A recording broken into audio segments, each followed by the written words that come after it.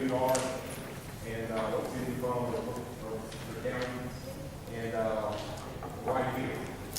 So, and also, a couple of rules, just, let's try to keep our conversations and our comments 2 or 3 minutes apiece, so we don't have one person taking up 2 or 3 hours. And also, let's try to address each other. Somebody got you disagree or want to make a comment, let's get through, and we'll get around to whoever wants to comment on that stuff. Tim, you want to start this? We'll just go around clockwise for you. Sure. Tim Carroll, Councilman, City of Lowndes. Eric Howard, Councilman, City of Dallas. Andy Gibbs, Councilman, City of Austin. Hold on 1 second. Any reason y'all here today? Yep. Go ahead. Start over. Tim, Councilman from the City of Austin. Why are you here today? Why am I here today? Yeah. First of all, I didn't think we had a choice. We're elected, we're here to represent the people that elected us. But, you know, Clay, you and I both sat in on the mediation process that's gone on in recent times, and as you kind of opened with some words, we haven't been able to get to where you're at. And so I'm hopeful that maybe today we can get some. Eric? Pretty much the same thing. Hopefully we can get some resolution out of this. It's been going on too long now. I think it's helping our community continue. Put this off and on. Basically find common ground we can agree on so we can move past this so we can have a better future for us and for our kids and everyone.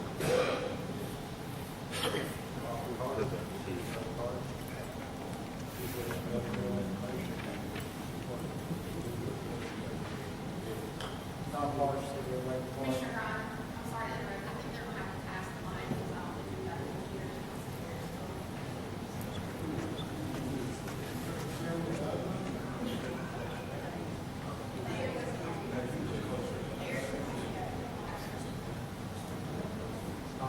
City of Lake Point.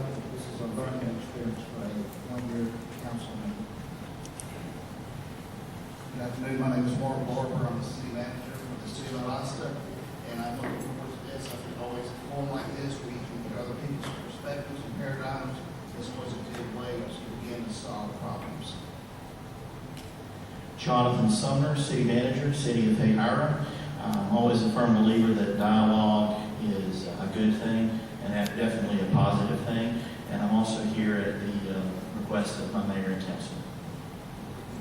I'm Kenny Davis. I'm the Mayor Pro Tem in Hayhira. And the reason I'm here today is I think everybody in here knows the issues at hand and what the points are, what everybody's heard, this person has said, or that person has said as to why they think what they do. But I'm hoping we walk away here understanding a little bit more about not just the points as we know them, but what's the rationale and the perspectives on why you're in your position, why do you hold the position that you hold.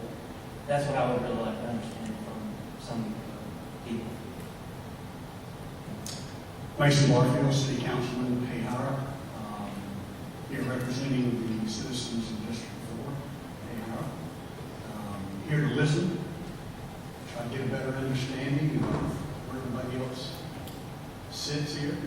So I'll be doing a lot of listening and trying to take in the ideas of others in the room that might spark something in me to help in any kind of solution we can come up with. Patrick Warren, City Councilman, City of Hayhira. I'm here to convince y'all that the best investment is in North Lowndes County. So.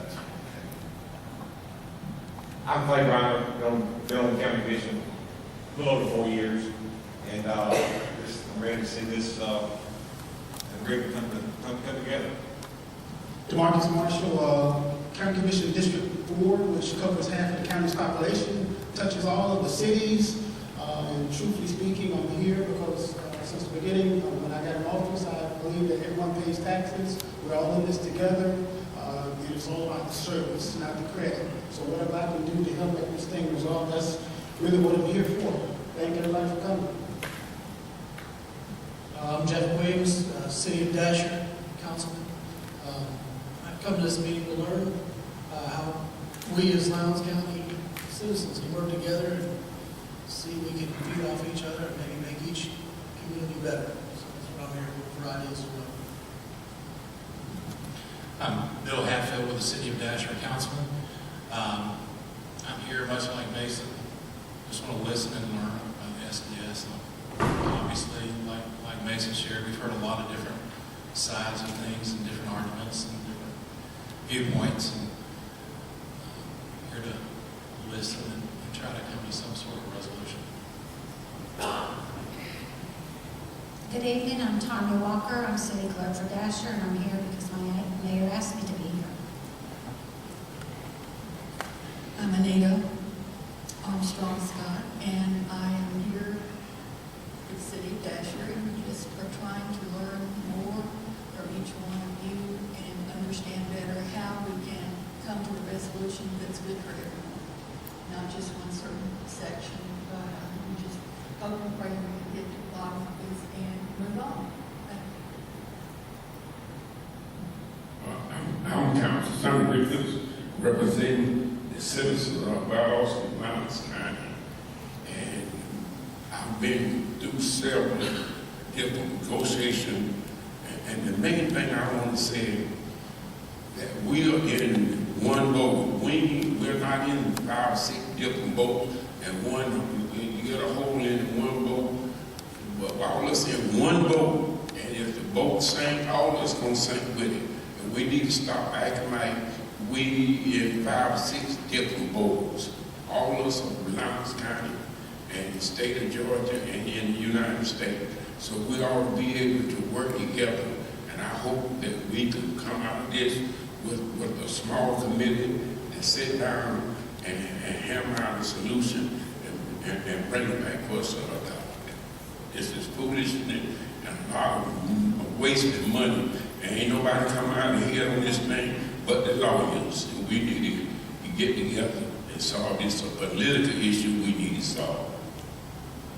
Good evening, everyone. My name is Vivian Miller Cody. I represent District 1. This is my first time being at SDS disagreement, and my citizens want to know some answers. They want to know, get some understanding. They want to know why we bickering, the city and county and other different areas. So if we can come to a conclusion that I can give them a correct answer, I would say thank you to everyone, because the citizens are saying that they pay taxes, they voted for us, and we are making so many mistakes as representing them, and they're getting kind of tired of it. Thank you. Good evening, everybody. My name is Sandra Tully, Mayor Pro Tem and County and District Representative for District 2, Valdosta, Georgia. I'm here to remind everybody of home rule, what we want. I understand this because the SDS is not that old. It was given to us, and we need to get back in order, work together so we can continue to have home rule, and have it not taken from us. Like I said, SDS is not that old. If we find we cannot work together, if we cannot rule locally, it will be taken from us. So we are going to come here, we are going to get it together because we in the South know how to do it, all right? So what it is, SDS, let's get back on the board, let's come to one accord, and let's keep everything down here in the South home rule, so that those up there, a little north of us, don't take back control, handle it, but they say we cannot handle it. We can take care of our citizens, we talk to our citizens, we know what they want, we're going to work with them, right? Thank you. Mark Weisenbaker, District 3, Lowndes County Commissioner. And I'm here like everybody. I want to identify why we can't get along and settle this thing. And once we identify it, let's use that and finish it off and be done with it. My name is Joe Pritchard. I'm the Lowndes County Manager. And I think the purpose that I have is what everybody has already verbalized, and that's to hopefully lay a foundation of resolution. Good evening. My name is Paige Dukes. I'm the County Clerk for Lowndes County. I'm here at the request of the Commission. And also, if anyone's wondering, we are meeting all of our open meeting requirements. The meeting has been properly advertised and noticed, and I'll be taking minutes and I'll furnish those to all the local governments after the fact for your records.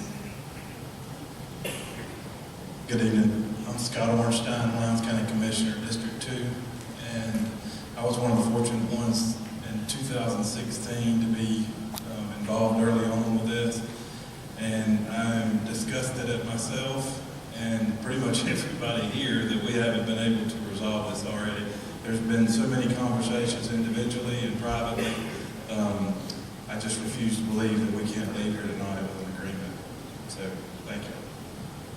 Good evening, I'm Joyce Evans, District 1 Representative, and throughout the years, and there's been many years that we have worked on this, and I hope that we can leave here with some type of resolution, because I'm hoping that our dialogue will give us some opening and some clarity as to how we can clear this up. Thank you.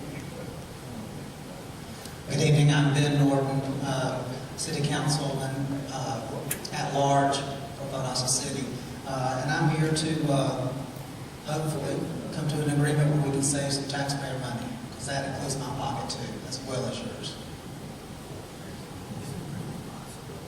Anybody here be okay? Go ahead, Mike. Everybody's kind of slide show everything. Comes from DCA, and just kind of talk about what SDS is. So it's number 2 on that first set of handouts right there. But it just talks about some community fairs, what is SDS. And in this slide, basically the service delivery strategy, or SDS, is the process that gives local governments and authorities the opportunity to reach agreements on the delivery of services in an effective and cost-efficient manner to Georgia's citizens. The intent is to provide a flexible framework for local governments and authorities to agree on service delivery agreement arrangements, to minimize any duplication or competition among local governments and authorities providing local services, and to provide a method of resolving disputes among the service providers regarding service delivery, funding, equity, and land use. So, SDS, it's basically, it started in 1997, it got passed by the legislature in 1997, took effect in 1998, and since then, all the local governments in the state, from a county standpoint, counties and cities, municipalities in those counties have had to come up with a service delivery plan. We had our first one in 08, came up with another, first one in 98. Second one, it was in 08, and then that's still the one we're under right now, which we should have adopted in 16 based on the fact that we changed our comp plan. And so there's several triggers to make you change or look at your service delivery strategy and see what it looks like. One of them is the comp plan change, and that's how we got this, how we got started this in 16. Any questions about service delivery as far as the intent of the act or what it's supposed to do? Any thoughts on SDS? Anybody have any other comments about what they believe service delivery should be, other than those 3 intent? Basically what the 3 intents that the DCA says it's for? Okay.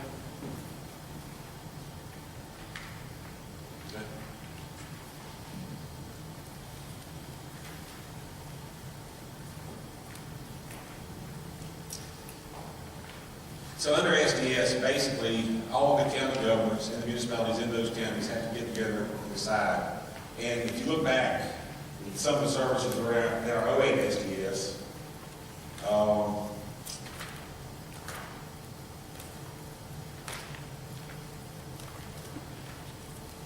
there's a list of things that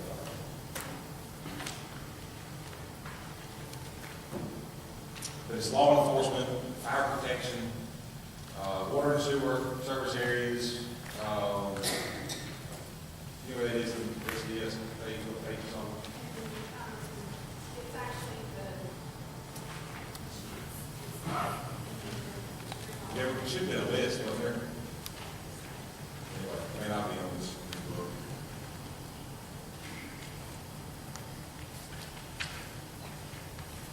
I'll give you 1 second.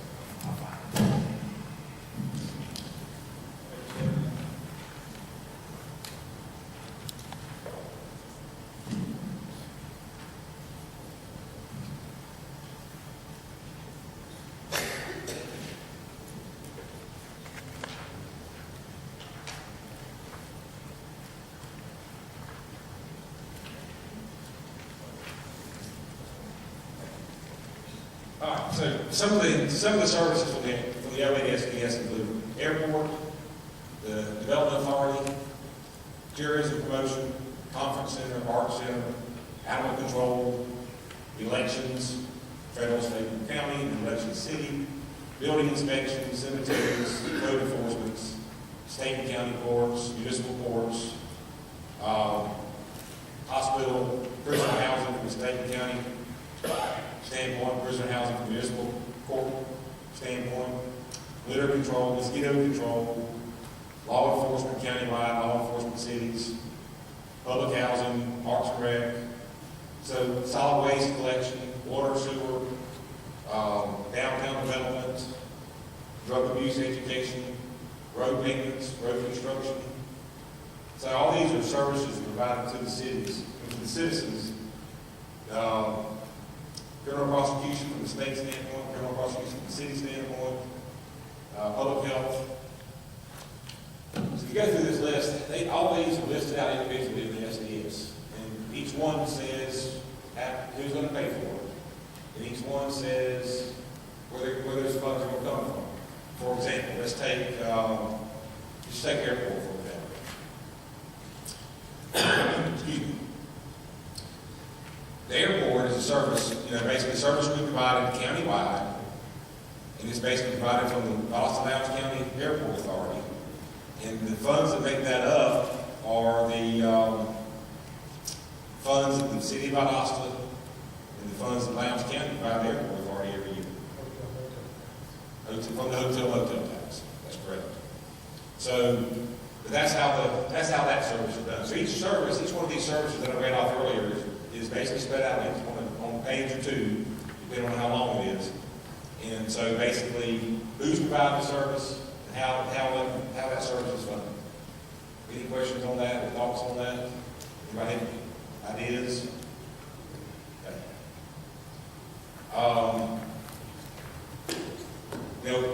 We spent a long time, I didn't, they did, the city council at the time, the county commission spent a long time, and they coming up with this agreement we had. And it didn't take 3 years, but it took a pretty long time to get together. And so, the county, when we started this process, the county felt like the SDS agreement we had was in pretty good shape. There was nothing we really wanted to change on it. The city of Austin, I guess maybe some of the other cities had some other ideas, and that's kind of where we are today. We basically got to the point where we're kind of stuck. So, is there anybody have any questions about what SDS is and what it does, and where we have to get to? I mean, as far as the process, where we have to get to, is any questions at all about that before we go forward? What is the issue that you're stuck? Well, the issue that we're stuck on, the main issue that we finalized that we're stuck on was water and sewer. And What's the difference in your opinion? What is the difference opinion on water and sewer? okay, From the county and this? from basically the county, right now we have, and in SDS you got to have, if you don't have one local government providing the service, two or more provide the service, you got to have maps that represent your service area. Just basically on a map that shows, okay, this section is A, this section is B or C or D or however many people you got servicing. In this case, basically the unincorporated areas were the county government's water and sewer areas, and the incorporated areas were the municipal, inside municipalities were the direct municipalities' water and sewer service areas. And so, in 08, we came up with an extraterritorial agreement that if somebody came to the city of Valdosta and wanted, somebody from the unincorporated area came to the city of Valdosta and wanted the city of Valdosta to provide water and sewer to them, they asked the city, can y'all provide water and sewer to us? The city would turn around and ask the county, and if we didn't have any plans of running water and sewer in that area anytime soon, we would grant permission. In the last 10 years, since 08, since this document became effective, we had 2 instances of this actually in 10 years. One was in Lake Park. For Lake Park, there were citizens inside the city of Lake Park that wanted water and sewer, or water or sewer, and They asked the county said, yes, we provide it. We asked the city, and the city gave us permission. The other option, or the other time it worked was, or the only other time it was ever requested was in Hayhire. There were citizens in the unincorporated area of Hayhire, or outside of Hayhire, inside, unincorporated areas that wanted water and sewer, and the county didn't have any plans to run water and sewer over there, so they asked the city of Hayhire. The city of Hayhire made an extraterritorial request, and the county granted it.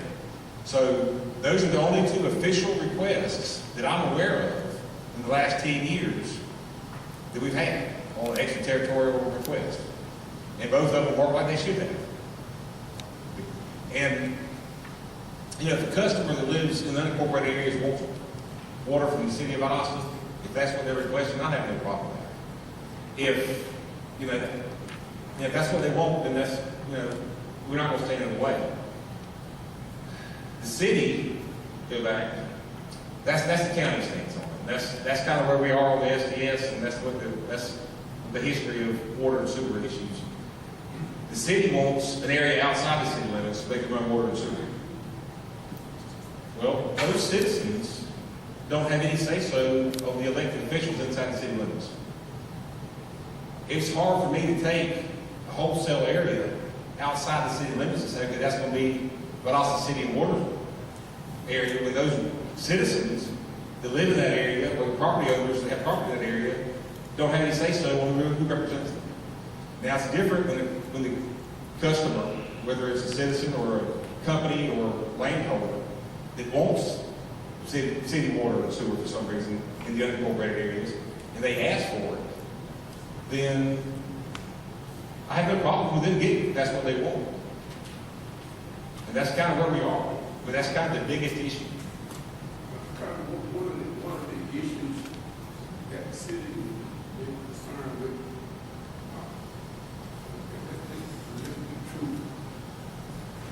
at least is the perception with the city, that the county have done everything they could do to keep the city from growing, which to me don't make no sense. So I think that's the main concern that I have. And we run water to customers on a request, or we bring realization based on a request. And I think that's the law. But the city need to grow, and I've been under the impression that the county been running water right up to city limits, trying to keep it. And the word was said, keep the city from growing. So I'm glad we have this meeting that we can discuss that, because we need to grow. I agree. Yeah, thank you. Every municipality in here needs to grow. I mean, and it doesn't affect the county when y'all grow. I mean, the people still live in Lowndes County, so it doesn't affect. So we want the cities to grow. We want the municipalities to grow. See, that's been a misperception that they're coming to us that y'all didn't want. No, sir, that's not true. And the reason that a lot of our water, if you look at planning and zoning, if you look at those things, your planning and zoning really wants you to take your high density areas and grow out from there. So that's the reason our water and sewers where they are. We're trying to create some growth, around where we already have people, instead of being way out in the county, in the unincorporated areas. We want growth from Valdosta. But it doesn't matter if there's an unincorporated resident or an unincorporated company or unincorporated, if it's a situation where a company's coming to town, they're going to bring 300 jobs, I guarantee you there's not one of the 5 commissioners sitting at this table that's going to stand in their way if they got to have city water and sewer to make that deal happen. I promise you. But that's, go ahead. Question for you. If we've only had 2 instances, why is this a sticking point to hold up everything? That's the question. I don't know. Maybe some of your other city council members might know. No, I'm asking because it's simple as you said. That shouldn't be a sticking point for the entire thing. So that's what there's something else that needs to be said. But that does not suffice to everyone. There has to be something other than if it's only 2 instances. This is a lot of money for 2 instances. I agree. That's the only 2 official instances we've had in 10 years. Official requests we've had in 10 years. So I don't know why the city of Austin thinks, or why not necessarily the city of Austin, why the city was pushing so hard for area outside the city limits for water and sewer. I'll be glad to answer that. And technically, the city of Valdosta's position on water and sewer at this time is that let's do away with it in our service delivery strategy and just follow state law. The big issue and why it's been difficult for us is that there are a number of instances, and I can give you some specifics if you want. Matter of fact, so that people don't think I'm just making this up. Martin's Famous Pastries. Fine company that's relocated here, built a beautiful plant just outside the city of Valdosta. And the reason why that plant is here is because of Valdosta's water and sewer. That's why it's here.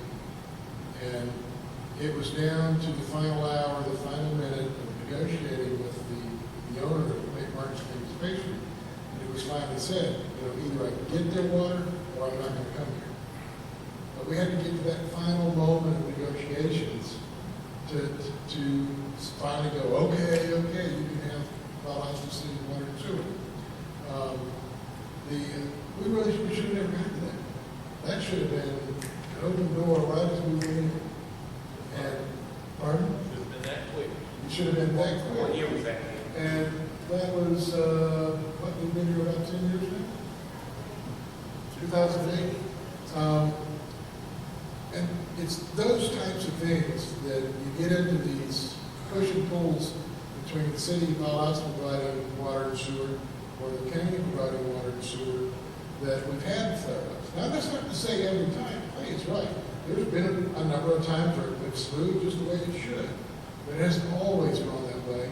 And quite honestly, from what I have heard and seen, too often when we're recruiting industrial prospects, people that we need here to create jobs. So our goal has been, let's eliminate the friction. Let's eliminate that opportunity for a flashpoint. And if we just follow state law, if a company comes to us, they're going to be located outside our city limits, they want our water and sewer. And they're within a reasonable distance between our existing lines and where their property is located. We can negotiate with them and run the lines up as long as we don't cross the county's water and sewer. You don't want to cross current lines that they have. That would be another. But assuming that there are no obstacles of that nature, we should be able to sit down with that company and say, we'll be glad to provide it to you. Here's what it's going to cost, and here's when we can provide it to you. Instead of going through back and forth and push and pull that we've had on too many cases. And that is why the city of Valdosta has been so bullheaded about trying to get this out of the way for economic development in our community and move forward. And we do feel like that the state law is a great course to follow. It's worked all over the state. That's where we're currently at with this particular issue. Anybody else want to have any comments before? I would like to. Tim and I are good friends and have worked long and hard in the trenches, but I beg to differ. Having been at the table with Martin's and with the city, the issue of providing the water was minor. The creation of an island by creating the service area was a problem, and I think the distance between that came down to only a few feet, separating that to prevent there being an island created. When Martin said they needed the water from the city because, as Mayor Frady said, the water in Valdosta is the sweetest water in the state, we agreed. There has not been a problem at all.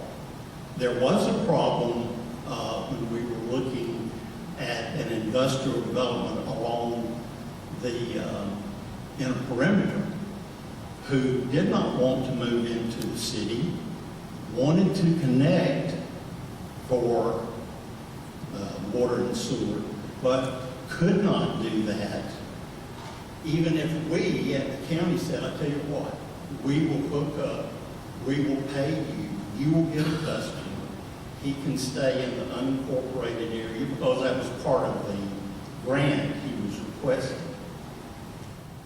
But that didn't happen.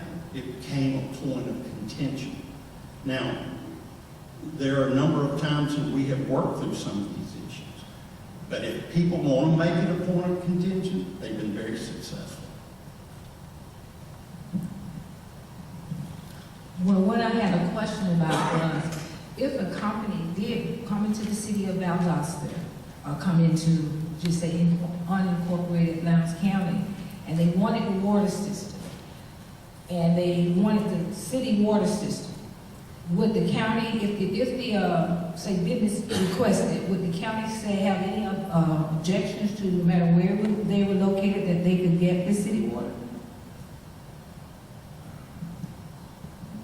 Tim's comment, I'll answer that. Tim's comment referring to state law. State law through service delivery says that you have to have service areas. The contention that has been presented was that the city charter allows the city of Valdosta to go anywhere within the state, within the county. That's true from the standpoint of it being the city charter. State law does not differentiate. It simply says you have to have service areas. If the industry that you're talking about, Martin's, requested to be in the city, under our proposal, the city would make a request to the county. We even said if you need it done within 30 days, it will be done within 30 days. It will not be unreasonably withheld. Approval will not be unreasonably withheld. So, given the opportunity in both Hayhire and Lake Park, I think we have demonstrated that that is possible and has actually functioned. Go back to your question. I think if it's, we've all got a plan for our water and sewer systems. We all have expenses that we put into them. We put money in these systems, and we got to make them pay for themselves. So I think it would be hard. I'm not going to say it would be impossible. But like I said earlier, if a company came to town and said we've got to have the city of Valdosta water and sewer system, there's not a county commissioner on this table tonight who would vote against that. If the development authority came to us and said, we've got this prospect, 300 jobs, they got to have city water and sewer, I don't think it mattered what we had in there as far as as far as infrastructure. I mean, if that's what they had to have to get that company here, I think like I said, all five, I'll let them speak for themselves, but I don't see any of us standing in the way of that. Yeah, I agree with that. Why should it take 30 days? If I'm trying to sell something, I've got somebody coming in here and they want a piece of property. And they say, well, what's your water like? Well, we got city and we got county. What you want? You make a choice. Shouldn't take 30 days to make that happen. Yeah. Shouldn't be going through the earnings, as Councilman Vickers says. There's where our money's going. But 30 days is not unreasonable from the standpoint of a company coming to town. And it may be. I mean, if y'all think it is, then we'll look at it differently. But I just don't think anybody's going to make a multi-million-dollar investment in anywhere and not do their due diligence in 30 days. Same thing with everything else. One thing I wanted to ask, and I was just looking at that, with the unincorporated area that the city of Valdosta, we, should I say, support in the county unincorporated areas with those roads and so forth that we have. Is that the same area, should I say, like the guidelines, like for the water system? The water system has a certain area that we... Yes, ma'am. Basically, the county road system, there's some county roads inside the city limits, but all of the city streets are inside the city limits. So basically, everything in the unincorporated area would be the county road system. There are a few miles, 6.8 miles, or something that are inside some of the municipalities. So I know those are some, right, that's what I'm looking at. where the city does take care of manage those roads. And if the areas where these businesses want to come in is in those areas, we also still have to, I guess, go through this, asking the county, can we supply water to those? If it's the areas that we take care of already, like unincorporated areas. Well, I mean, if you've already got water there, then you can take care of it. I mean, if you already have that service, that area's already in your service map, then you can take care of whatever you need. Okay, that's part of what I was talking about. Thank you.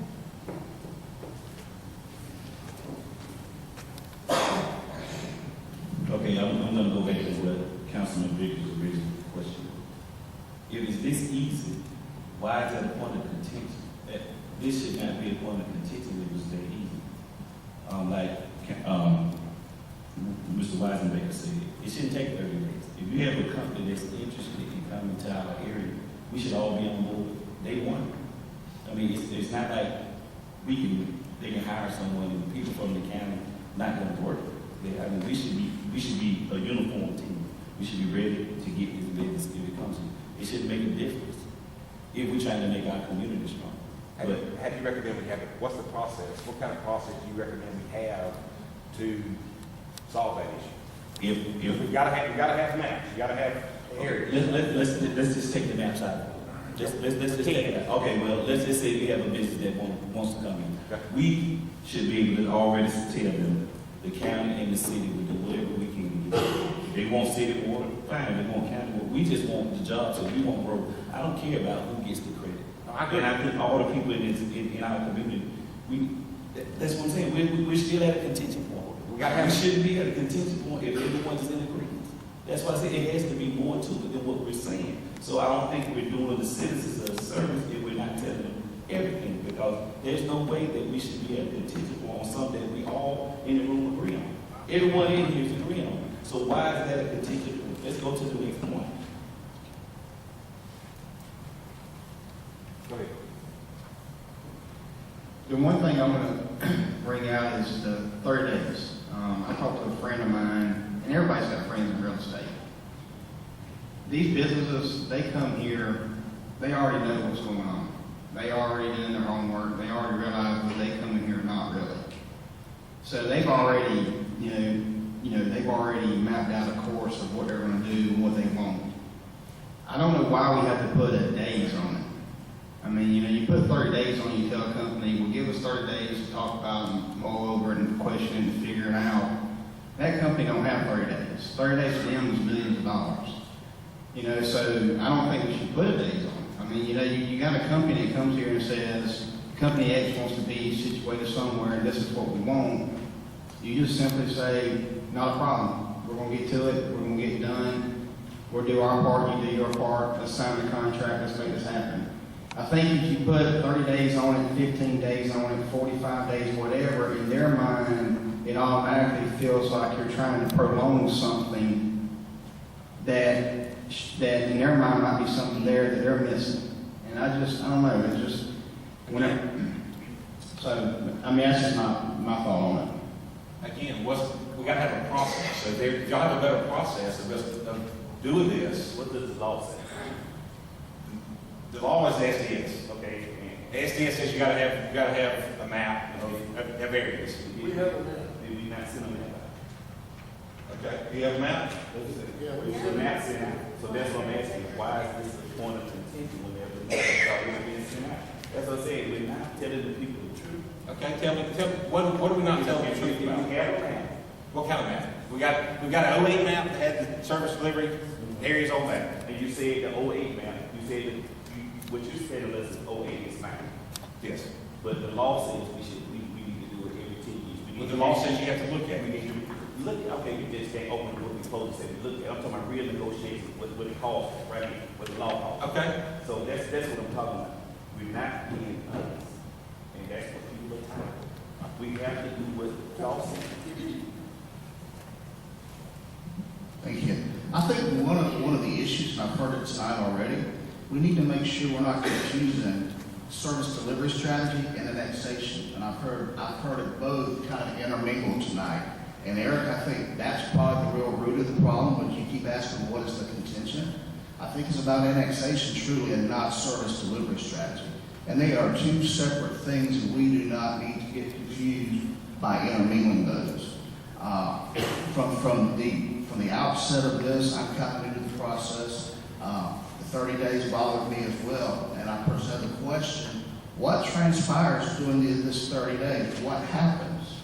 And I was told that pricing discrepancies are worked out to make sure we're not gouging that economic prospect coming in. But I mean, I'm here to say, I think folks like that's already been worked out. They're a big company coming in. They've already worked that out with us. I don't think we need county officials coming behind us saying, hey, you gouged this company with pricing. So that's all I've been told that happens during the 30 days. But you know, again, I do recognize the service delivery areas, but there is state code that lets us municipalities offer services outside that service as well. So we got to keep. There's two things happening here. So local legislation, Boston charters, local legislation. It does give you a commission, but the SDS was written after that. The SDS. Now, our charter allows us to talk to folks about annexation once they receive one of our services.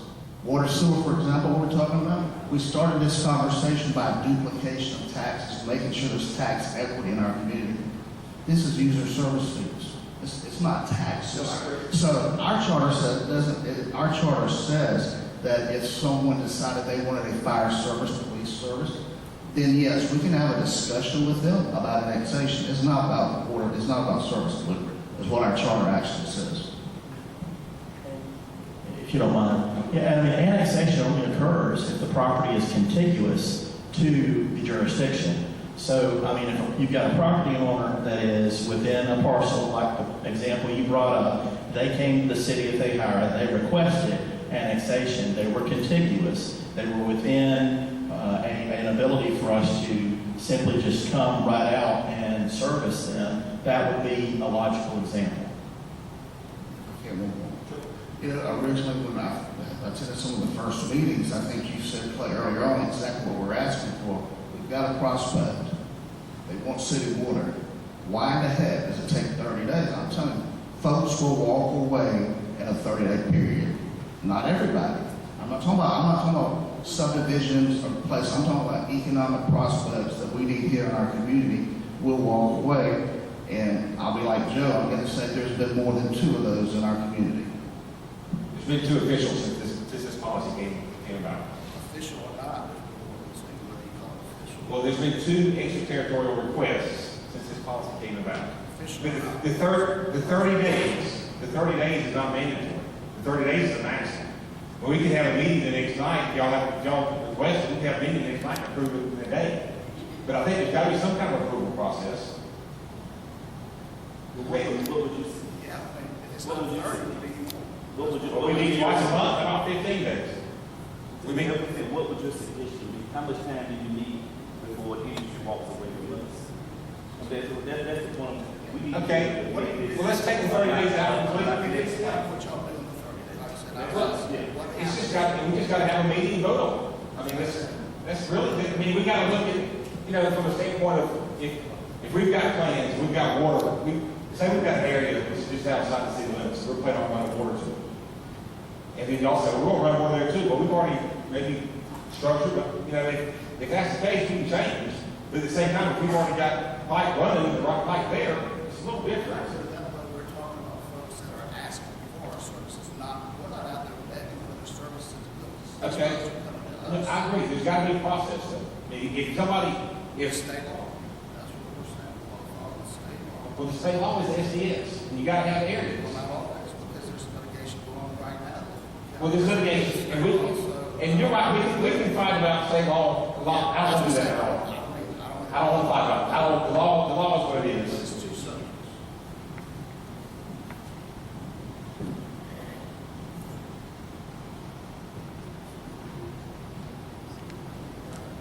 I think we have a consensus, like everyone said, that we're willing to try to resolve it. You just heard 3 commissioners, which is definitely the majority, all the commissioners on board for trying to make this work.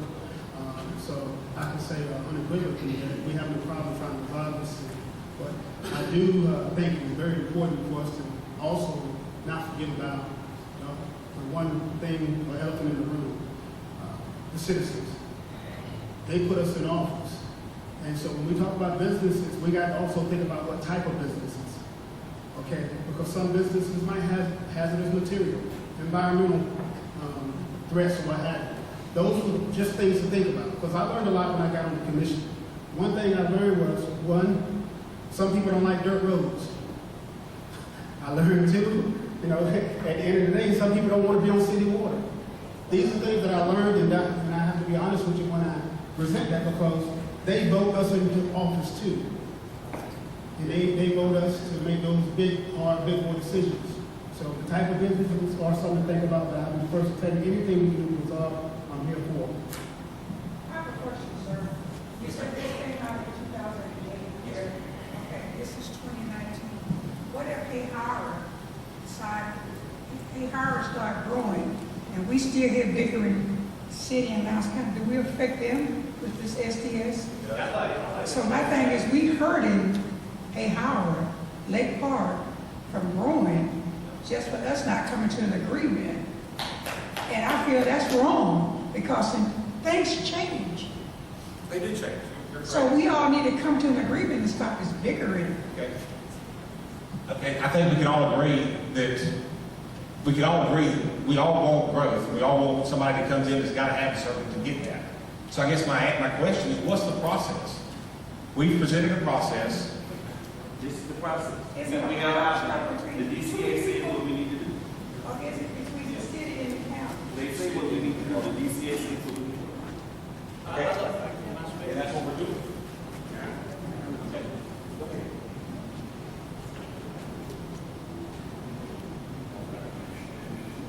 Sorry, I will be patient, and I'll be brief.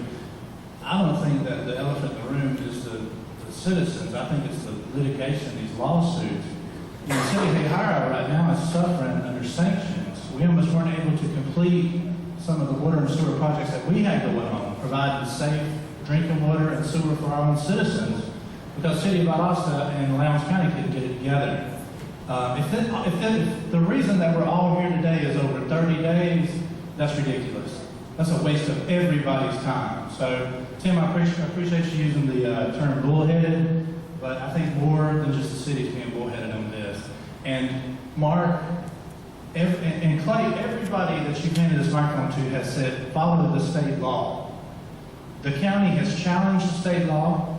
They're holding it up. I mean, do you speak for the county commissioners here tonight? I'll speak for myself.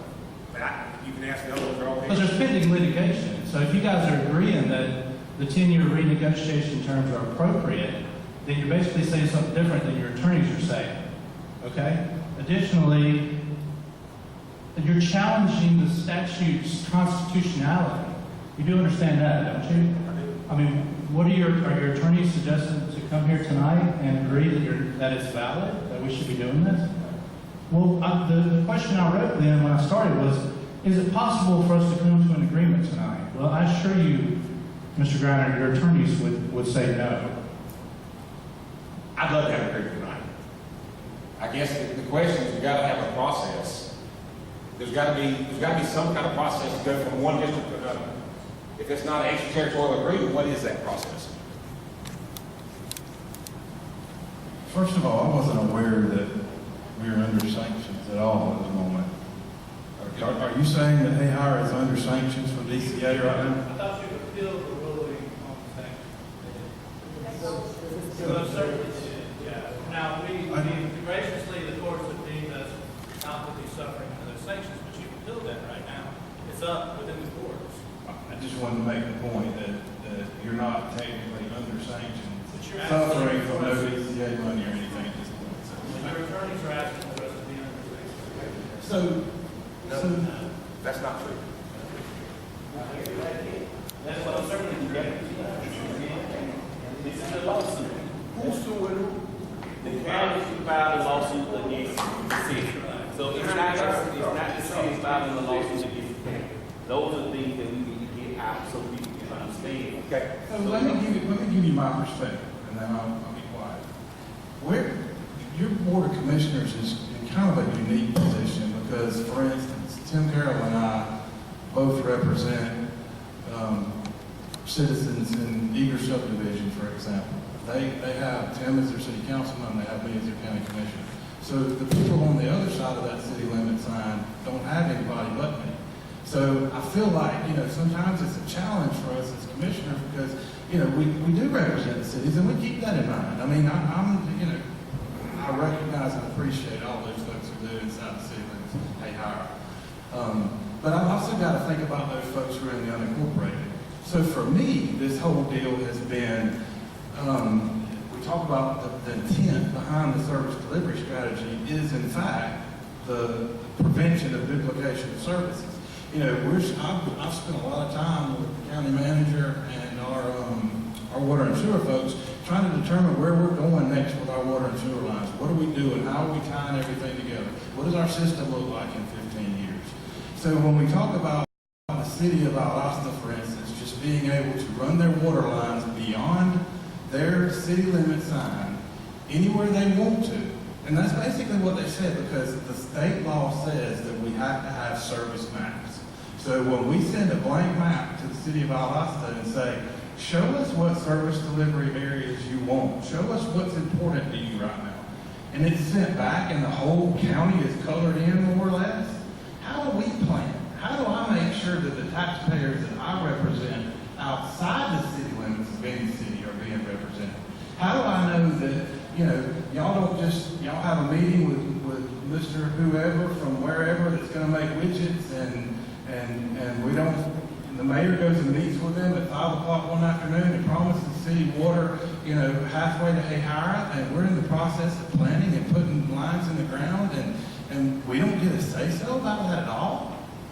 I mean, that's what I don't understand. I am not a proponent of trying to restrict growth for the city of Valdosta. What's good for Valdosta, what's good for Hayhira is good for all of us because we all win. I agree with that, but I'm just saying, think about how the unincorporated area residents feel when we're trying to plan for them and the growth of our water systems outside. What if Remerton came right now to the city of Valdosta and said, you know what, you don't even get a say-so in this. We're going to start branching our water lines outside of Remerton, and then, based on our own rule and on our own ordinance and on our own whatever, we get to annex that property because you can say what you want to, but you know good and well that once you're serving a piece of property with Valdosta City water, you're not going to leave them outside the city limits. You're going to bring them in eventually. So, that's right. You can't annex, they have to request, we know that. You have to stop saying stuff. I'm wanting to probably take up my full 3 minutes here. October the 7th of 2016. This is from Elliott, Walter Elliott, to the to DCA. DCA, Direct Legal Services, will not preclude state-administered financial assistance grants, loans, permit from being issued in Lowndes County, whether it's Lowndes County's current department verifies service delivery strategy, revised or extended. Basically saying that DCA cannot prevent this from happening. DCA then turns around November 1st and says, therefore, since you have not met what you're required to meet per the DCA law, then we are going to impose sanctions on you and everybody within it. Then, on November 9th, we get a letter from Chairman Slaughter that states, however, the county is willing to endure these temporary sanctions in order to prevent long-term setbacks for citizens in the unincorporated areas. My question is, what about the people in the cities? Next, Mr. Elliott receives another letter stating, you have to contend the DCA requirements, basically. And then the last one is a state Superior Court ruling that basically where the cities have made a move to the court to hold sanctions imposed to be held during the pendency of this action, basically to lift it, whereas the county opposed it. So the thing about it is that, yeah, we can, I guess, go around this merry-go-round all we want, but what it boils down to is that there's still that Trojan horse somewhere in there that there's a reason for this happening. And I don't know what it is. That's what I'm trying to figure out, because if it's as simple as Company A, come on, congratulations, pat you on the back, here's your water and sewer, then let's move on. But according to this and what I'm reading, and I'm a math teacher, I'm not an ELA teacher, but from what I'm reading here, it just sort of seems like to me that everything's about the unincorporated.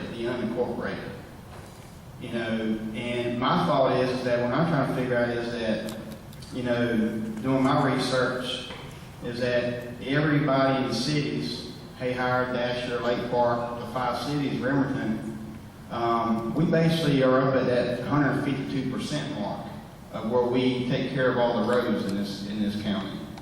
So, I don't know. Don't understand if it's that simple, why is it not that simple? Why are there sanctions? Why wasn't something happening in 2008 or 2016? Why didn't something happen? If it's that simple. Amy, I want to ask you a question. Yes, sir. Let's take the water and sewer just for a second, we'll get the roads in a minute. Under water and sewer, the county's provided a process to go from one service delivery to another service delivery. Does the city have a better process than that?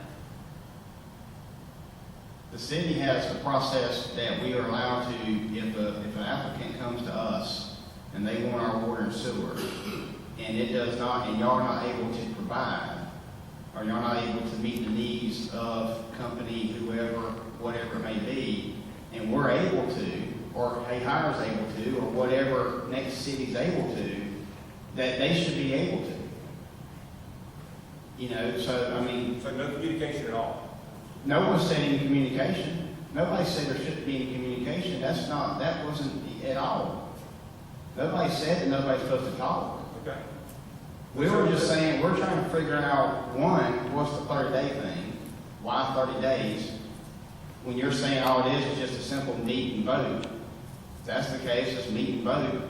And the second thing is the communication part. There is communication. I don't think that's been the hold up is communicating. I don't think it is. The mayor said he didn't want to have to ask anybody's permission. He didn't want to have to tell anybody. Well, I can't speak for the mayor. I know you can't. So you're saying if we come up with a policy that there's no asking, y'all can just do it? No, I think, me and Scotty's had this conversation. I told Scotty, we ought to extend, the courtesy of saying, hey, by the way, Company X has communicated with us. They want to situate themselves in the Lowndes County area.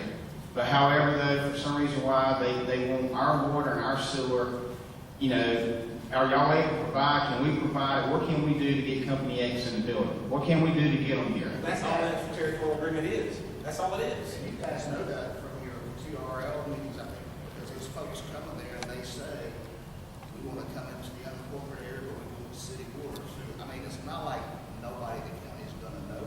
So I'm just curious as to what's the holdup then? I mean, what is the? All we're saying is I'm new to this, so I wasn't in on this 2016. It should have been done 2 years ago. all the agreement is basically y'all give us a heads up. They want our water. I'll get the county manager an email. I know, but there's got to be a written down process. They can't. The TRC doesn't have that authority. I didn't say they did. No, I'm just saying, the TRC may know it, but that has to go to the elected. Okay, so But what I was thinking of was that it's not like he totally blindsided who did that, because some of your employees that go to those meetings. can we nail down a process then? Yeah, can we nail down the process? All right, good plan. Let's do this. Can I offer a suggestion? Do what? What if it's that big a deal and it's that major to economic development, our development authority ought to know about it, let them make it. Well, let's start with the process first. It's just, yeah. What kind of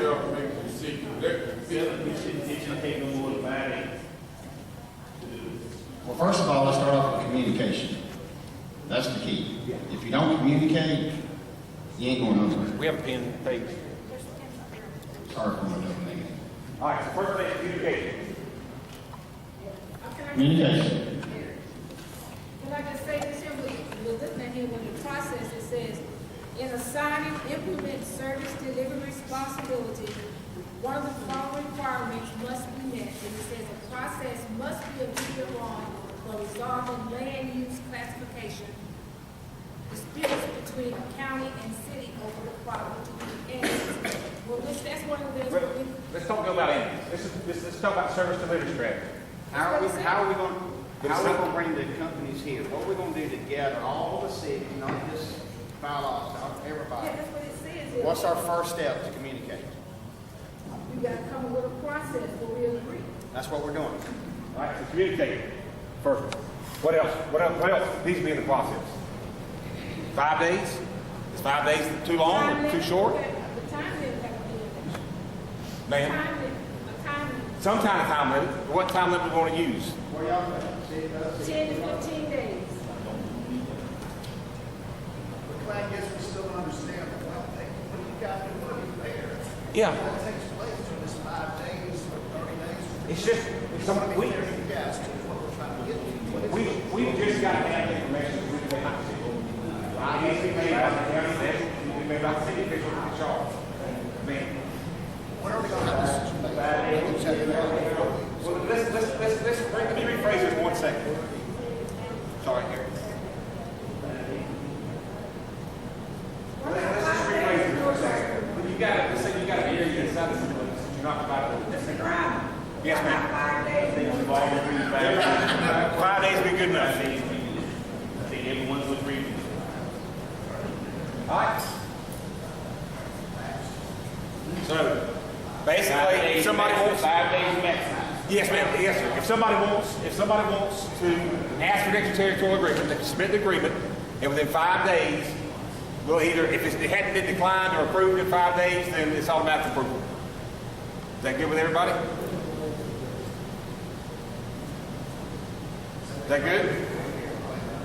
He said it's 5 days. If it's not approved or declined, it's on that other bad. Let's say the state law allows, notice to be, so if you put things in that, if we need something to happen, in a short time of 5 days, I think we need something to fall back on. The state law says we can have a public input for our notice, and that's acceptable. We got 24-hour notice? I mean, we're talking about companies that spend millions of dollars. We're talking about industry here, guys. I mean, most of them are not going to come in and within 5 days pull the plug and say, well, they didn't tell me I can't water or sewer in 5 days. I mean, well, They do. They don't know the way around it. Yeah. I didn't say, I mean, Well, we started the soil program years ago because of our building inspection. For me, this is no different than that. We're trying to get economic prosperity. I've been taking too long, permitting and sanctions and all that. So this is, to me, it's no different from that type of respect, economic development, but we started the soil. And if I'm not mistaken, Chairman Slaughter was chairman of that when we started that. So I agree with you, it's not always, but I'm not the kind of person who wants to take a chance of losing any economic prospect for our company. And if we can build a cushion in there, 5 days maximum, if it's an emergency, we may have to get to a special call meeting with 24-hour public notice. That's all we're asking. we'll put that in there. Everybody good with that? If 24 hours is requested, the meeting, 8 hour, whoever.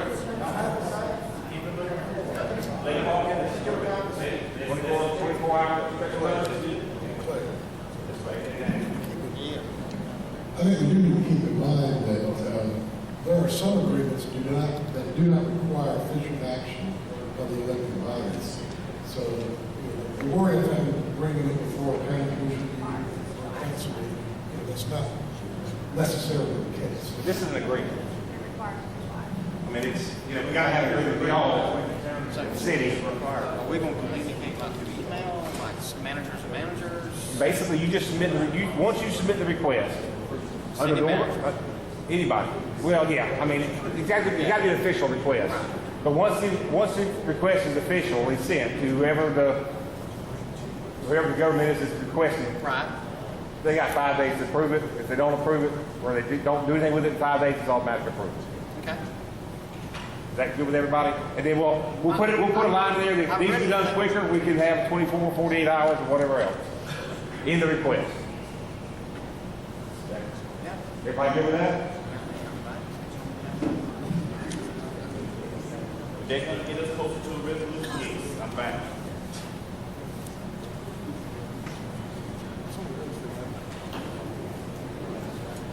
Okay. Anybody else have any questions about water and sewer? I think that takes care of our issue.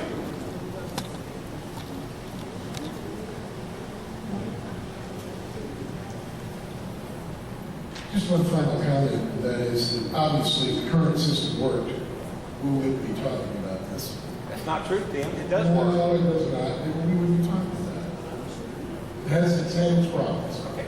Give me one example where it did not work. In the last 10 years, give me one example where it did not work. We would not be talking about it if there wasn't a problem. All I'm saying is, I've given some examples, but, It lasted well.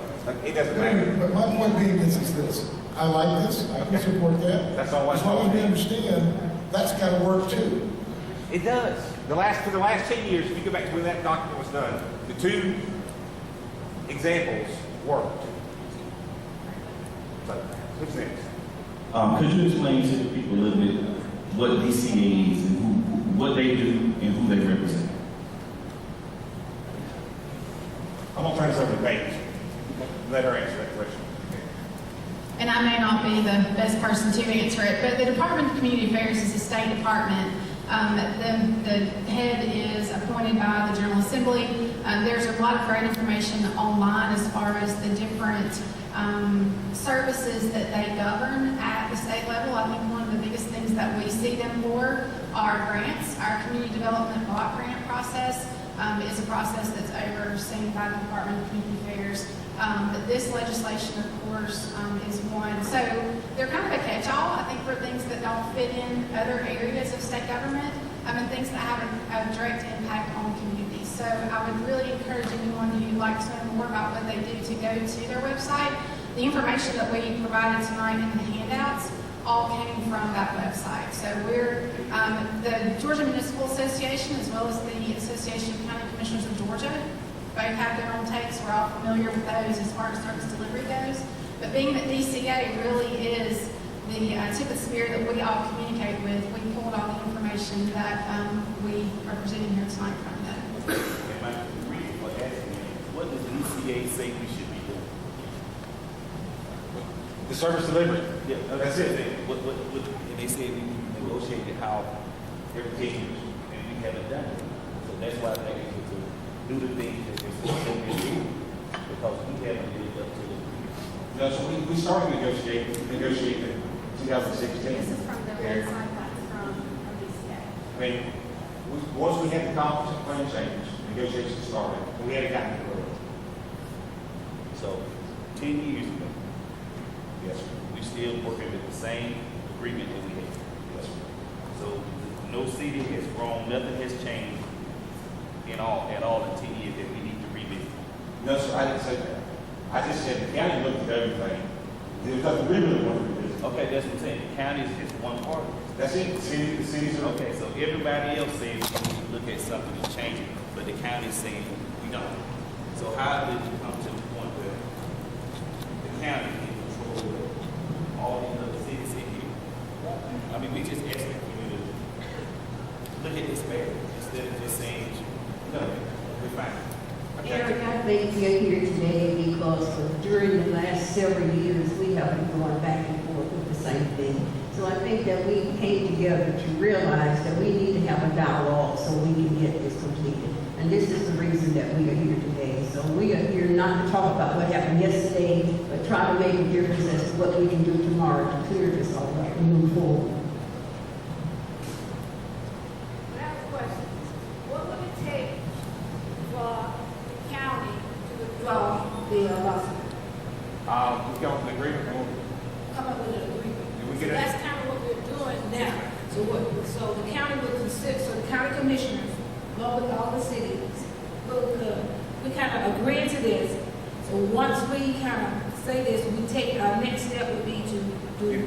Get the agreement drawn up and get it signed. Good.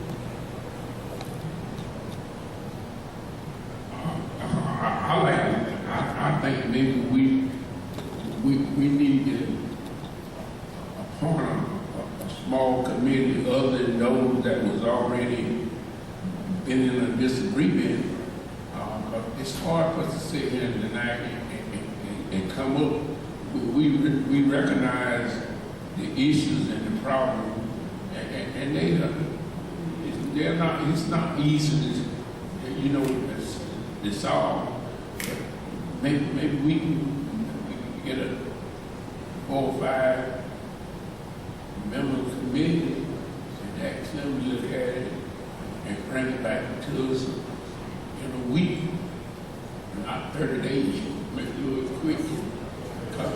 Because most of this sounds like to me a cliche that I say all the time.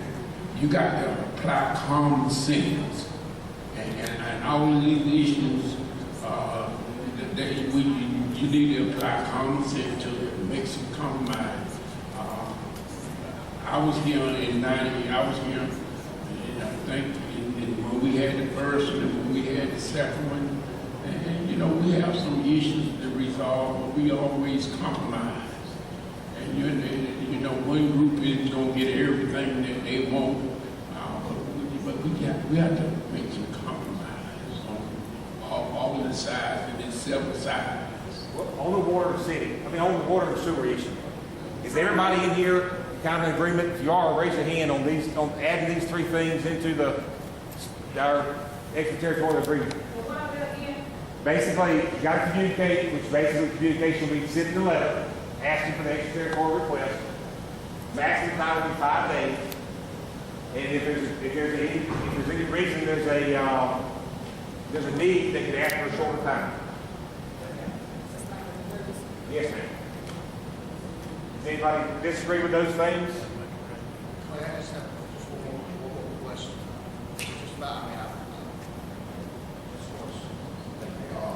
and I don't want to talk about current litigation that the county is in, but appealing against the case of the DCA. But on behalf of all the cities, we made 2 requests that this process can move further, because we feel that's a separate thing between Lowndes County, DCA, and that shouldn't affect this process. We've been denied that twice. So I guess my question is, if we agree to all this tonight, and we've already asked for this, let's get through, let's move with this thing. Is this going to move through? Yes. Because we've been denied twice with the letter we've had. Yes, we've got letters. That's fine. We've got letters. I don't care about the legal issues tonight. I'm with you as well. I'm with you.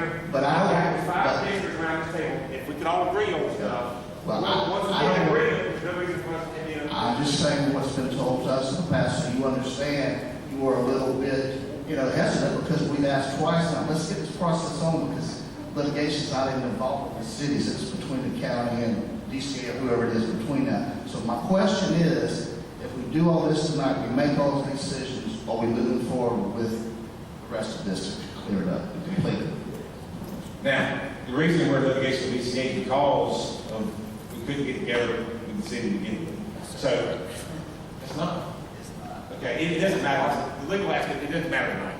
If we can get together on the water and sewer, that was the biggest issue. Is there anything else we want to talk about tonight?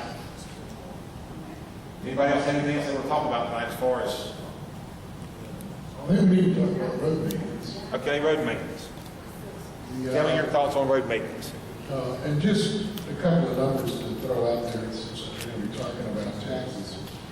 Currently, I don't know if everybody knows this, but as citizens of the 5 cities of Lowndes County, the cost of litigation is a lot more expensive to us than it is unincorporated residents, because we pay 100% of the legal fees for city, but we pay another additional percent because our taxes going in for paying the county attorney. So we're paying a little bit more in taxes. So we need to resolve this matter. This is costing us more money. Maintaining state roads, the county maintain the unincorporated roads, the cities maintain their city roads. And that would work out fine.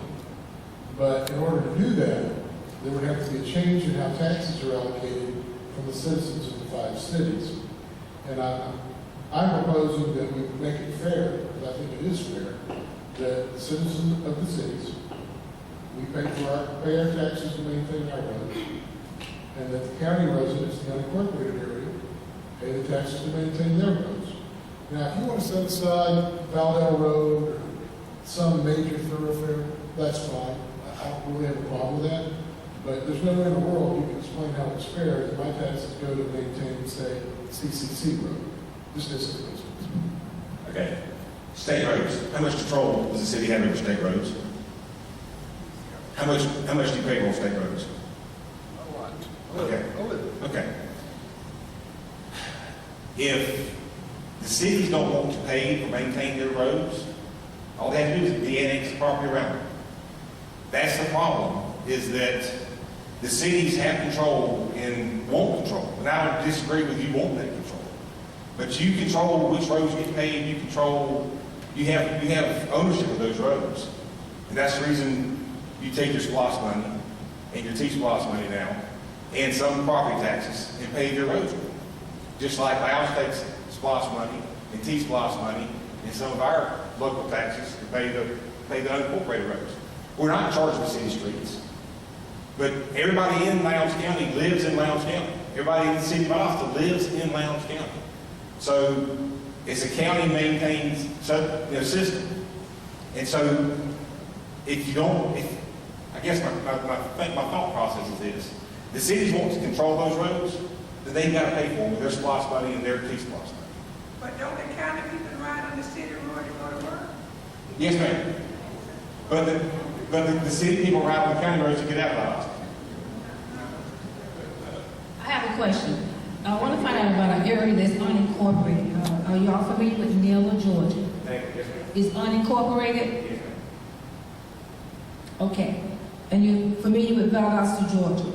Okay. Residents who live in Valdosta, Georgia pay county taxes and they pay city taxes. Residents that live in Nella, Georgia pay county taxes. They don't pay the unincorporated taxes.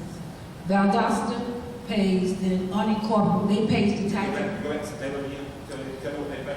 They only pay county taxes. They pay county taxes. Right. But they are in there.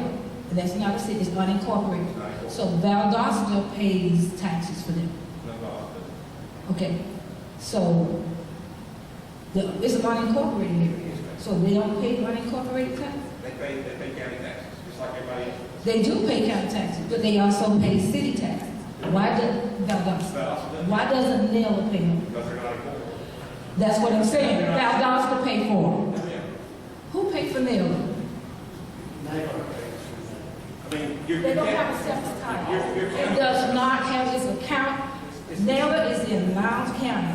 Valdosta is in Lowndes County. Valdosta pays Lowndes County tax. Valdosta pays Valdosta tax. Nella is in Lowndes County. Nella is in Nella. Nella does not pay Nella tax. Who pay the taxes for Nella like Valdosta pay the taxes for Valdosta? They're both in county. They're both in county. Right? Can I draw something on that? They are both in the county. They are. And they are both got a different zip code. 31601, 31641. They both have a different zip code. They both have their own zip code.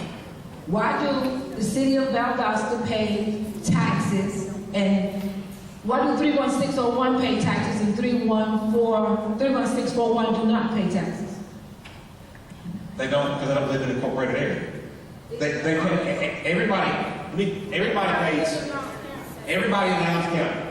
You got Hayhire, Valdosta, Bremerton, Nashville, Lake Park, and then Lowndes County. Everybody in this square, a rectangle, everybody pays county taxes at the same rate. If you choose to live inside Bremerton, then you pay Bremerton's tax as well. If you choose to live inside the city of Valdosta, you pay that tax as well. If I choose to live in there, They don't have any services. They don't offer anything. yes they do. They got a fire department over there. They got. It's county. Okay. There's no services. And people in Naylor up here, they don't control any of their roads. They don't control your It's all Lowndes County. We control all those roads. You control the roads in Valdosta too. No, we don't. You don't do anything for them. them what you get money for. You get served, you will get paid because we live, the citizens in Valdosta Yes, ma'am. have to pay county taxes They do. because we live there. They do. Why doesn't the citizen never have to pay any taxes? They do. A separate tax. Why do you have to pay a separate tax like There's Valdosta? not a government in there. They don't have a government in there. So there's nothing to do with doing taxes. I think what Ms. asked you is neighborhood unincorporated. Just like the rest of the unincorporated areas. That's right. So I think Ms. Tooley's question is not why they pay taxes, but why does a citizen of Valdosta have to pay for road maintenance for somebody in neighborhood Georgia? Triple C road like. Because it's county roads. Because it's a county road system. Just like it's a state road system. We pay state taxes and the state takes care of its road system. You live inside the county, you live inside Lowndes County, and you pay Lowndes County to take care of Lowndes County road system. Well, I have a question, one more question about that, with those taxes. If I live in the city of Valdosta, and I have the city of Valdosta improve my city streets, Yes, ma'am. my taxes go up for the city of Valdosta. Why is it they have to go up for the county as well? The county did nothing to help improve it. We don't. Yes, you do. No, ma'am. The millage rate is set by the county. It's set by the county for county expenses. Okay, is it possible that we can get that change where with the millage rate change where the citizens in the different cities pay a different tax than the county? Yeah, we could. It is possible. It's, I'm not sure what the purpose of that is. The purpose is we are getting taxed twice for, I believe in helping the county. The county does for the citizens of Valdosta because we live there. But when we have to pay an extra tax, our taxes go up because of the fact is the city did improvement. The city did all the work, the city paid the money, they did this, okay. The taxes have to increase to pay it back higher, do splash or whatever. The county did not. The county didn't do one thing to help improve that area. But the taxes went up for the county. And I hear you saying the millage rate.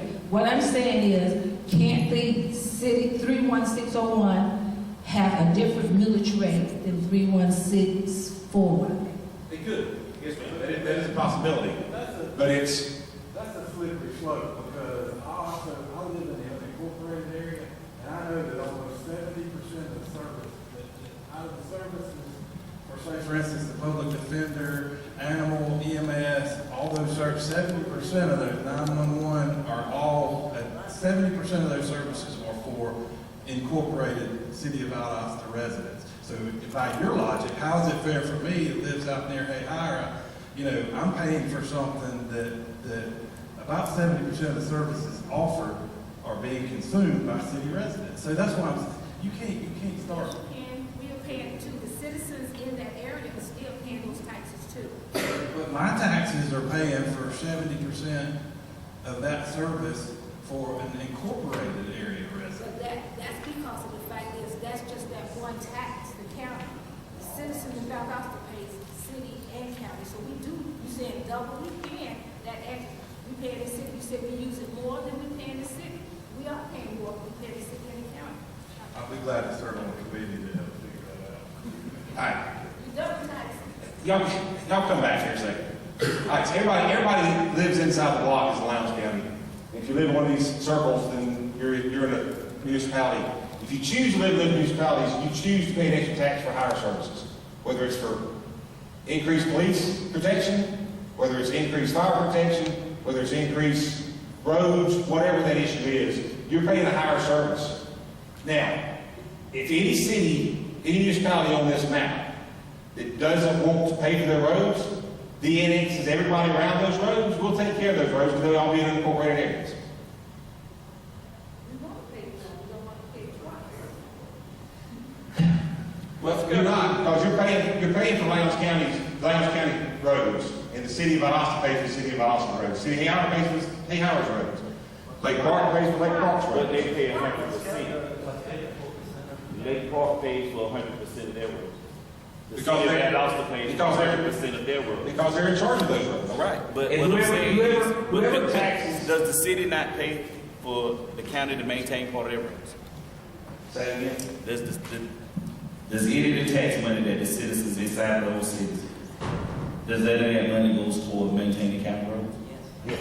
Okay, so that's what we're saying. The county maintains 100% of their roads, and the city can maintain 100% of their roads. That looks like it would be an even proposal to everybody. Let's see if we can get us an agreement on that. Let's look at the city. The mayor's agreed. We got the mayor out here. Say again? The mayor is agreed with that. Ouch. I mean, you said the mayor. Yeah, we can raise our hands at all the cities and say, yeah, we want you to pay for our roads. Well, I'm asking, we're working on agreements here, right? We are. Okay, so that's one of the. Yeah, let's get to our agreement.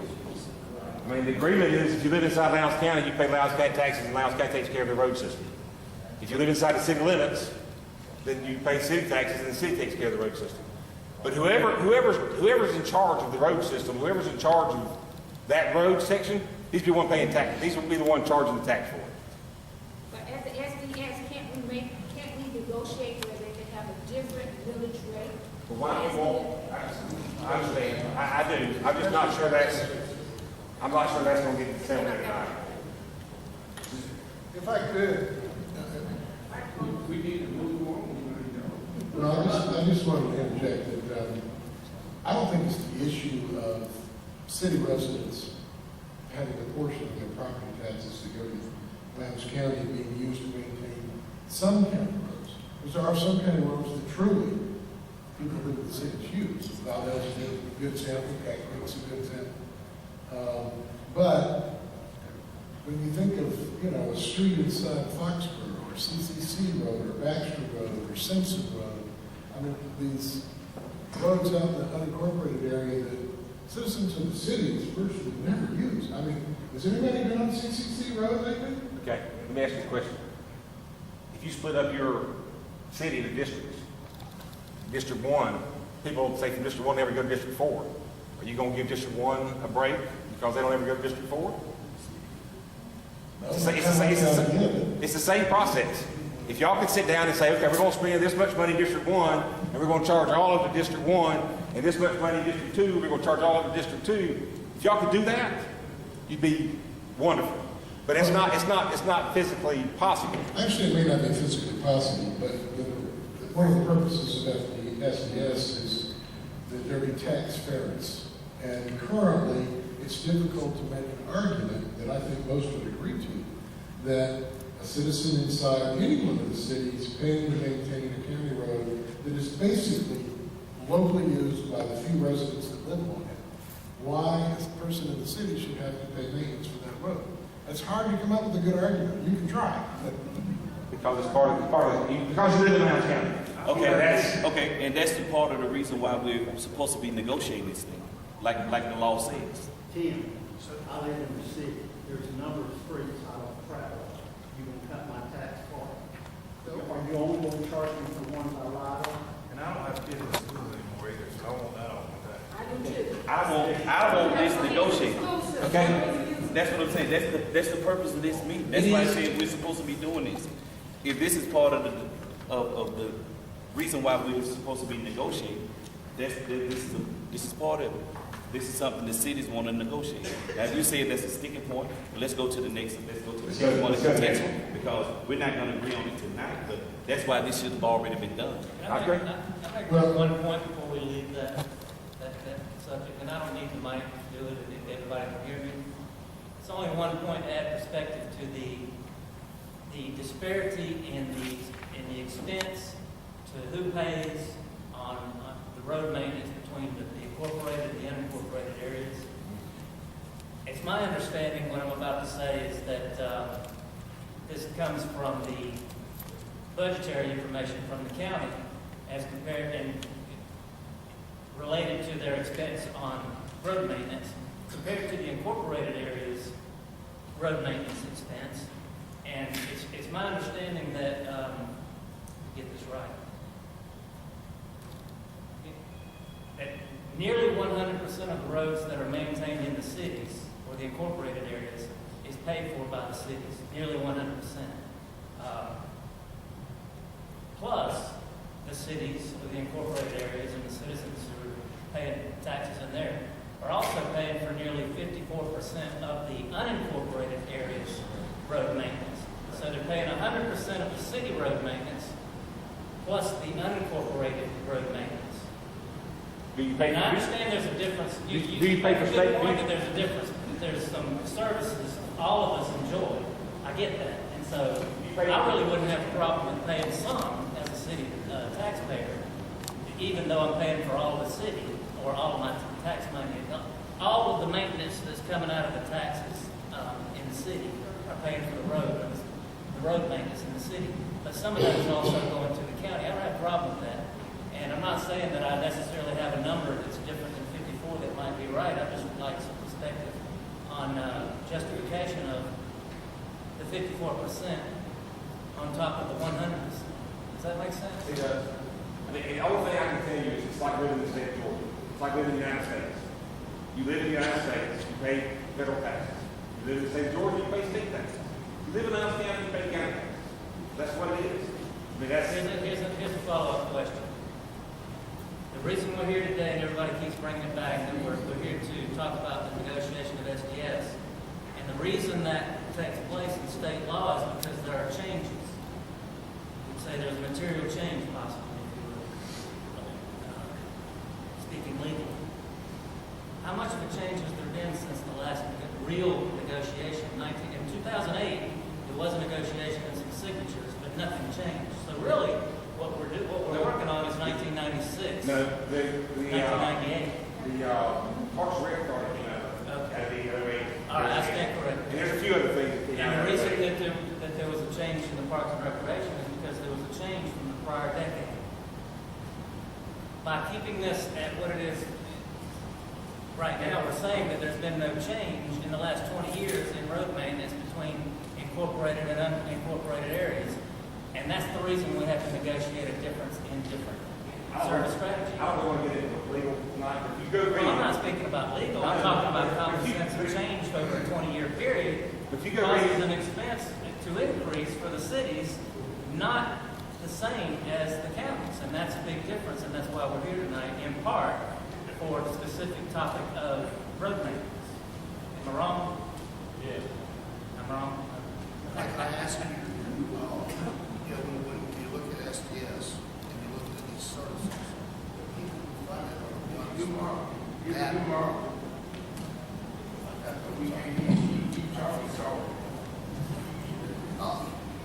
when you look at SDS and the service delivery, the folks that bear the funding of that service are the ones who receive the majority of the benefit of that service.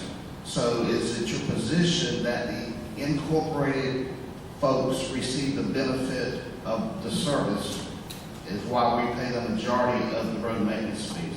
For example, City of Valdosta, we're 48% of the tax base, but we pay 68% of road maintenance countywide. So is it the contention with that only incorporated citizens receive a benefit from the county road service? I think the incorporated and unincorporated area residency, a benefit from road service. It should be even somehow, a little bit more, bridge that gap. But we can sit here and pinpoint things and say, okay, well, the city of Austin needs to pay 62% of this. Lowndes County unincorporated residents pay 47% of this. Hey, we can do this all night long. What it boils down to is, if you live inside the city of Lowndes County, we're going to take care of the Lowndes County road system with tax dollars. Just like the city of Austin will take care of their road system with their tax dollars. That's really what it boils down to. That's it. And the city's going to take care of everybody else in the unincorporated area. They are, they do live in Lowndes. Taxpayers don't understand how you get things. But they do live in Lowndes County. And so the county road system is just as important to somebody who lives in the city of Valdosta as it is to somebody who lives in Hayhire. So why don't you take care of the city roads without us like you want to do? Because if you want control, if you want to be able to No, I'm tell. just saying that the county said the ones out in unincorporated is just as important, and here we should do, that they should do just what the city of us to do, right? No, I didn't say that. Can we go to that agreement? Which one? The first page? Yeah. Can we settle that? I think it is. Does everybody agree with On that? water and sewer, if we add these to the extraterritorial agreement, we good with that? It is, communicate, that's the send letter. Normal is going to be 5 days. And if there's an emergency, they can request up to 24 hours. Everybody happy with that? Yeah. That's Okay. gonna stop us. Good night. Yeah, I think everybody raise your hand if you're agreeing with those, adding those things to extraterritorial agreement. I think. Hey, Clay, I just got a question. If you don't mind. Please, I need somebody.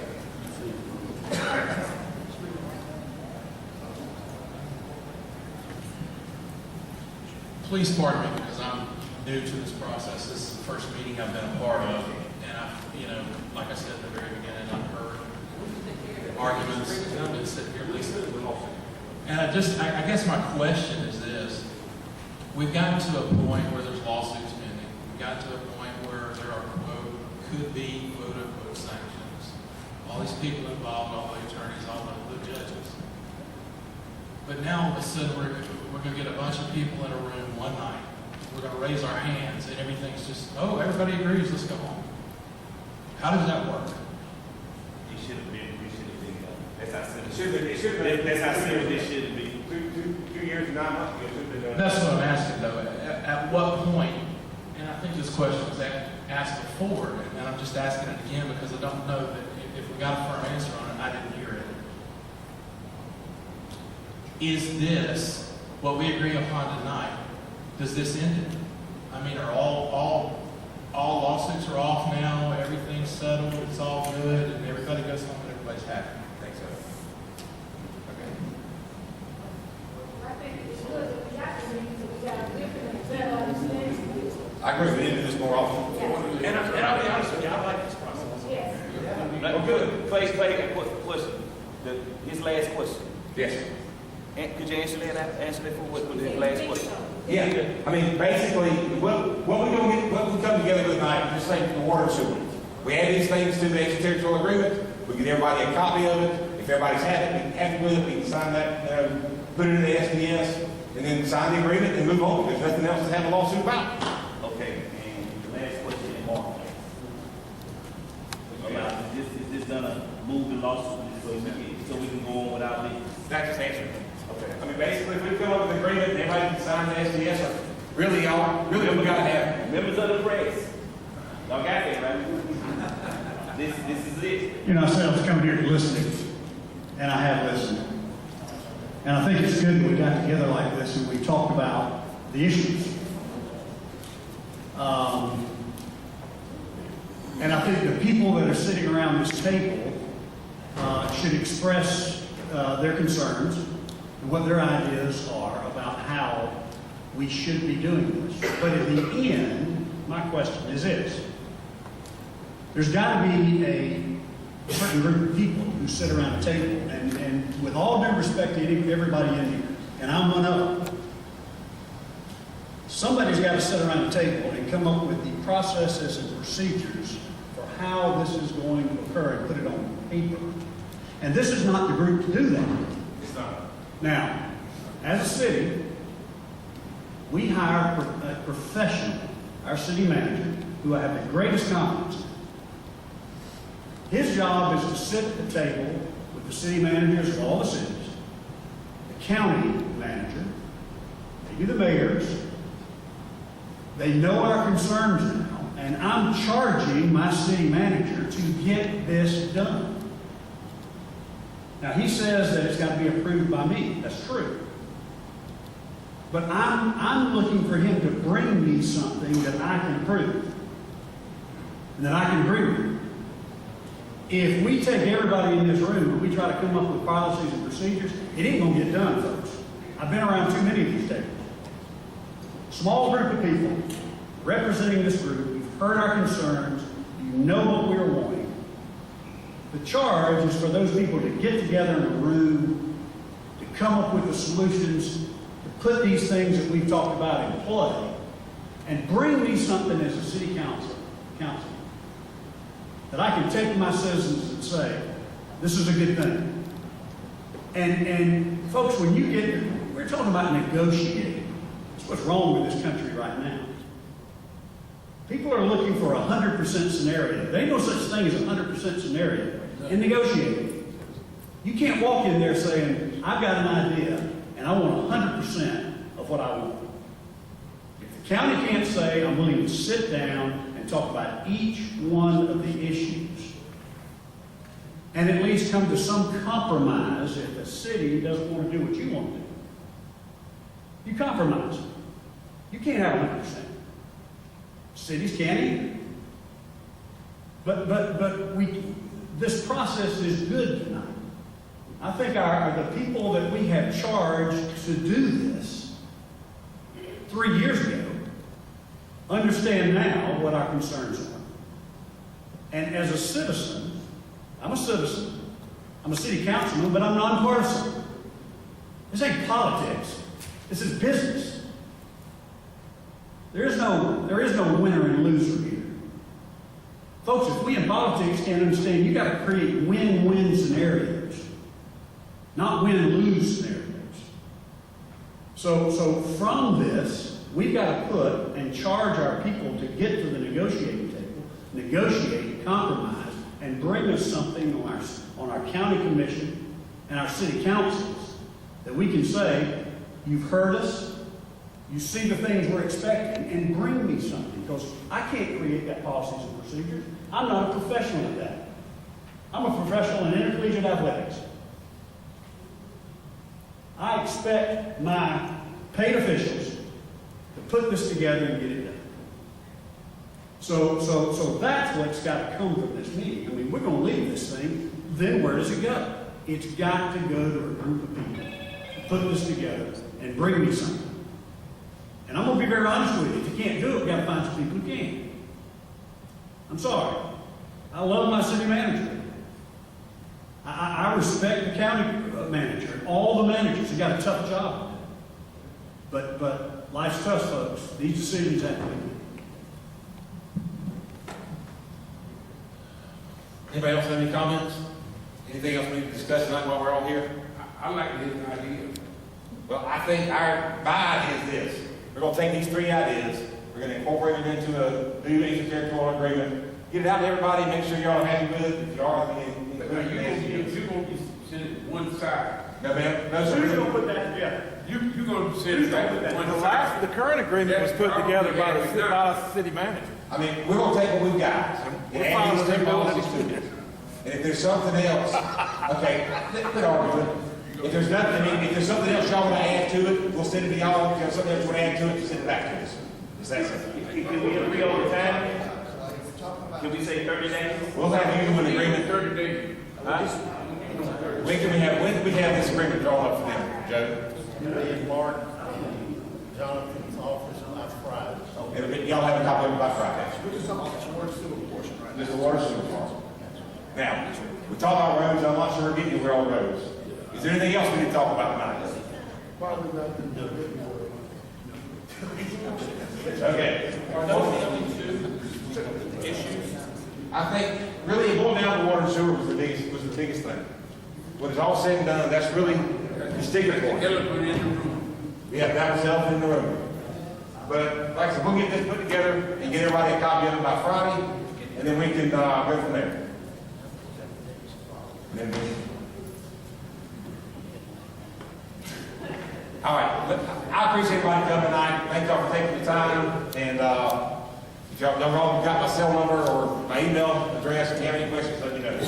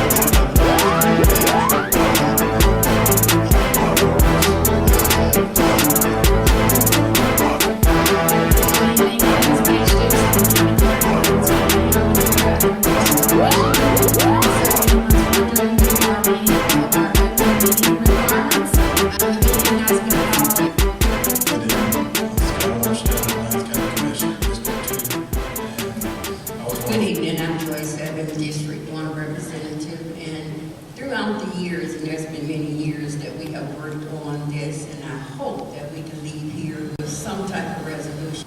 Good evening, I'm Ben Norton, City Councilman at large for Valdosta City, and I'm